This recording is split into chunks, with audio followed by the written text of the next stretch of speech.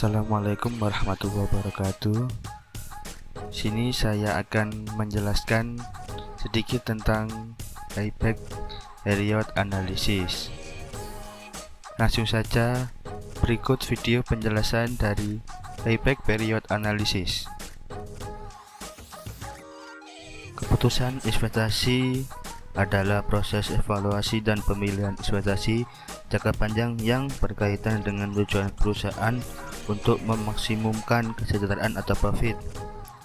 Payback period analysis bertujuan untuk mengetahui seberapa lama investasi akan dapat dikembalikan, yang dihitung dengan cara menghitung waktu yang diperlukan pada saat total arus kas masuk sama dengan total arus kas keluar. Dan hasil analisis ini nantinya akan dipilih, yaitu alternatif dengan periode pengembalian lebih singkat. Analisis ini dimaksudkan untuk menunjukkan perbandingan antara initial investment dengan alih kas tahunan.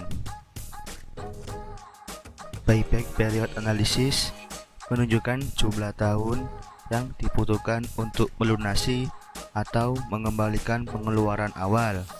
Teknik ini mengukur kecepatan pada suatu proyek untuk mengembalikan investasinya. Kriteria penerimaan investasi yaitu dipilih payback period yang terkecil. Metode payback period pada dasarnya bertujuan untuk mengetahui seberapa lama periode atau waktu yang diperlukan untuk investasi mencapai kondisi pulang pokok atau break even point.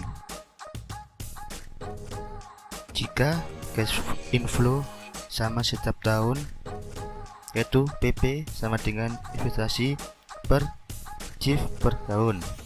Jika CIF tidak sama setiap tahun, maka dihitung secara kumulatif. Jika komponen cash flow, benefit, dan cost bersifat anual, maka persamaan menjadi KPBP sama dengan investasi per annual benefit dikali periode waktu. Dari hasil analisis dengan metode payback period, nantinya akan dipilih alternatif untuk menambahkan informasi tambahan guna mengukur beberapa cepat pengembalian modal yang diinvestasikan. Berikutnya yaitu keuntungan payback period analysis. Yang pertama yaitu menggunakan arus kas, dan yang kedua mudah dihitung dan dimengerti. Yang ketiga bisa digunakan sebagai alat seleksi awal. Yang keempat, analisis ini mudah dan sederhana. Yang kelima, memberikan informasi mengenai lamanya break even proyek.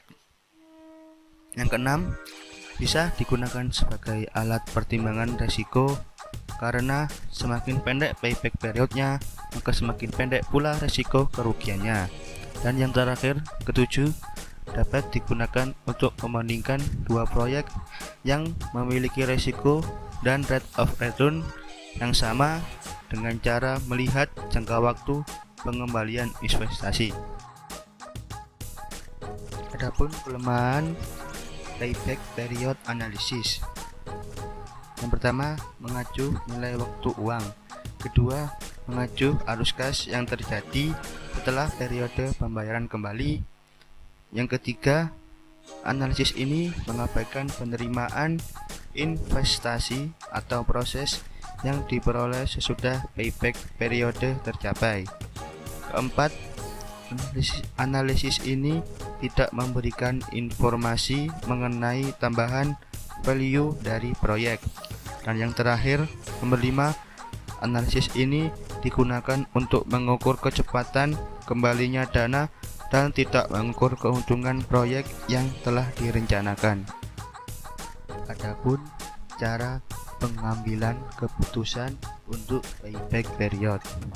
Pertama, apabila periode payback kurang dari satu periode, proyek tersebut akan diterima, dan sebaliknya proyek tersebut akan ditolak. Yang kedua, jangka waktu yang dibutuhkan untuk mengembalikan nilai investasi melalui penerimaan yang dihasilkan oleh proyek investasi tersebut, juga untuk mengukur kecepatan kembalinya dana investasi. Discounted buyback period, atau dengan mempertimbangkan konsep time value of money, mirip dengan metode buyback period, tapi metode ini memperhitungkan nilai waktu dari uang. Semua cash inflow represent value akan terlebih dahulu, baru kemudian dihitung buyback periodnya. Metode discounted buyback period merupakan penyempurnaan dari metode PBP, yaitu memasukkan faktor bunga dalam memperhitungkan prosedur yang sama. Untuk menghitung DPBP digunakan persamaan sebagai berikut. Keterangan K yaitu periode pengembalian, CFT yaitu cash flow periode ke T, FBP faktor bunga present. Sistem evaluasi tidak memperhatikan faktor bunga, dan karena tidak annual cash flow, maka digunakan persamaan KPBP sama dengan sigma B, D sama dengan 0, CFT yaitu lebih dari 0.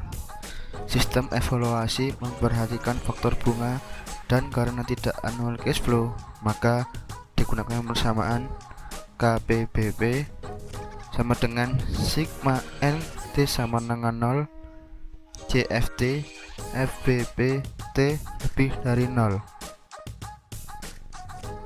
Analisis buyback period jika arus kas sama atau seragam. Jika arus kas per periode nilainya sama, maka buyback period dapat dihitung dengan rumus NP sama dengan P per NJF, di mana P sama dengan investasi awal, NFC yaitu net cash flow. Jika arus kas per periode nilainya berbeda, maka buyback period dapat dihitung dengan rumus NP sama dengan N plus A min B per C min B. Untuk contoh soal yang pertama, diketahui rencana proyek investasi dari PT Jaya Makmur Sentosa senilai 900 juta rupiah dengan umur ekonomis yang telah ditentukan selama 6 tahun dan syarat pengembaliannya selama 2 tahun 5 bulan dengan arus kas per tahunnya sebagai berikut.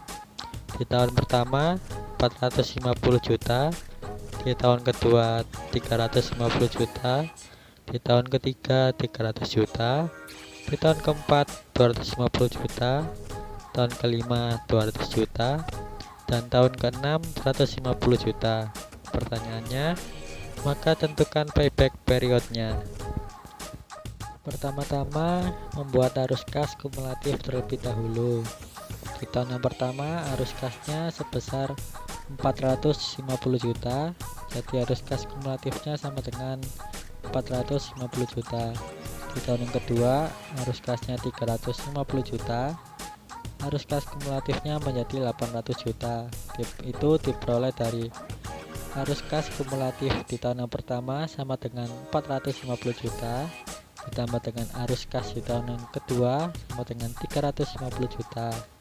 Jadi hasil arus kas kumulatif di tahun kedua sama dengan 800 juta. Terus di tahun ketiga arus kasnya bertambah 300 juta. Jadi arus kas kumulatif di tahun yang ketiga sama dengan 1 miliar 100 juta. Itu diperoleh dari arus kas kumulatif di tahun yang kedua ditambah dengan arus kas di tahun yang ketiga. Jadi hasilnya 1 miliar 100 juta. Begitupun penghitungannya sampai ke tahun yang ke-6. Diketahui A-nya sama dengan 900 juta, itu diperoleh dari investasi awalnya sebesar 900 juta.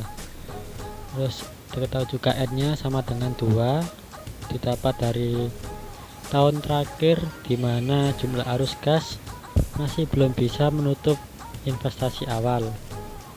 Untuk yang B 800 juta didapat dari jumlah kumulatif arus kas pada tahun ke N.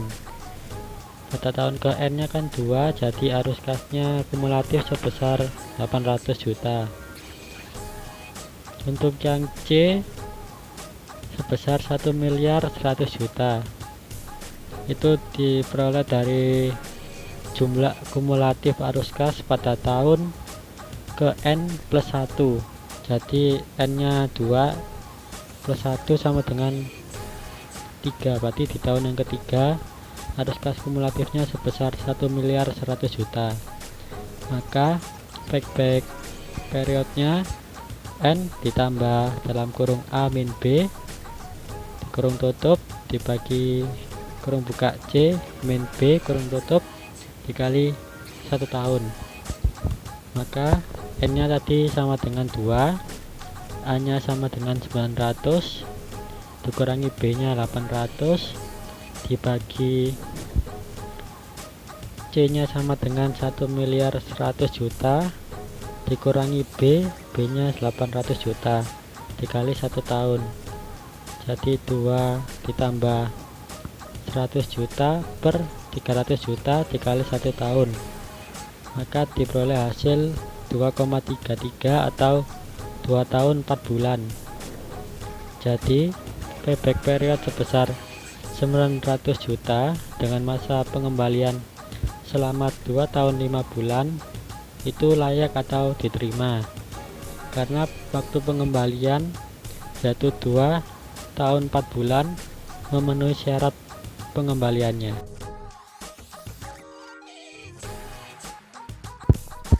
Untuk soal nomor 2, perusahaan YG mengusulkan proyek investasi dengan dana 700 juta dan ditargetkan penerimaan dana investasi setiap tahunnya adalah sebesar 80 juta. Berapa payback periodnya? Jawab, diketahui nilai investasi awalnya sebesar 700 juta. Terus yang kedua diketahui lagi penerimaan dananya sebesar 80 juta. Jadi payback periodnya sama dengan nilai investasi dibagi dengan penerimaan dana. Jadi payback period sama dengan nilai investasinya sebesar 700 juta dibagi dengan penerimaan dananya sebesar 80 juta. Jadi hasilnya sama dengan 8,75 tahun atau 8 tahun 8 bulan. Jadi nilai proyek sebesar 700 juta rupiah dapat dikembalikan investasinya dalam waktu 8 tahun 8 bulan. Untuk contoh soal nomor 3, di dalam suatu usulan proyek investasi senilai 600 juta rupiah dengan umur ekonomis 5 tahun dengan syarat periode pengembalian 2 tahun dengan arus kas per tahunnya sebagai berikut. Di tahun pertama 300 juta rupiah, di tahun kedua 250 juta rupiah, di tahun ketiga 200 juta rupiah, di tahun keempat 150 juta rupiah, di tahun kelima 100 juta. Tentukan discounted payback analisis pada tingkat suku bunga 12% per tahun. Membuat arus kas kumulatif dan arus kas. Untuk di tahun pertama arus kasnya sebesar 300 juta. Untuk P per F kali 12% kali T nya 0,89286. Untuk BW nya 300 juta dikali 0,89286, hasilnya 267.858.000. Jadi arus kas kumulatifnya 267.858.000. Di tahun yang kedua arus kasnya sebesar 250 juta. Untuk P per F kali 12% kali T nya sama dengan 0,79719. Untuk BW nya di tahun yang kedua didapat dari 250 juta dikali 0,79719 sama dengan 199.297.500. arus kas kumulatif di tahun yang kedua sama dengan arus kas kumulatif tahun pertama ditambah PW di tahun yang kedua, jadi sama dengan 267.858.000 ditambah 199.297.500, jadi hasilnya arus kas kumulatif tahun kedua 467.155.500. Untuk di tahun yang selanjutnya 345 penghitungannya sama seperti yang tadi. Diketahui N-nya sama dengan 2 dari tahun terakhir di mana jumlah arus kas masih belum bisa menutup investasi awal. Untuk A-nya sama dengan 600 juta dari jumlah investasi awal. Untuk B-nya sama dengan 467.155.500 dari jumlah kumulatif arus kas pada tahun ke N. N-nya tadi 2 berarti sama dengan tahun yang kedua. Untuk C-nya 609.511.500 dari jumlah kumulatif arus kas pada tahun ke N plus 1. N-nya 2 ditambah 1 sama dengan 3, berarti arus kas kumulatif di tahun yang ketiga. Jadi payback periodnya sama dengan N ditambah kurung buka A min B kurung tutup dibagi kurung buka C min B kurung tutup kali 1 tahun, jadi sama dengan 2 ditambah kurung buka 600 juta dikurangi 467.155.500 kurung tutup dibagi kurung buka 609.511.500 dikurangi 467.155.500 dikali 1 tahun, berarti sama dengan 2 ditambah kurung buka 132.844.500 dibagi 142.356.000 dikali 1 tahun, jadi hasilnya sama dengan 2,093 tahun atau 2 tahun 1 bulan. Jadi kesimpulannya periode pengembalian tidak sesuai yang disyaratkan oleh perusahaan, karena di usulan tadi hanya 2 tahun sedangkan ini 2 tahun lebih 1 bulan, maka usulan proyek investasi ini ditolak.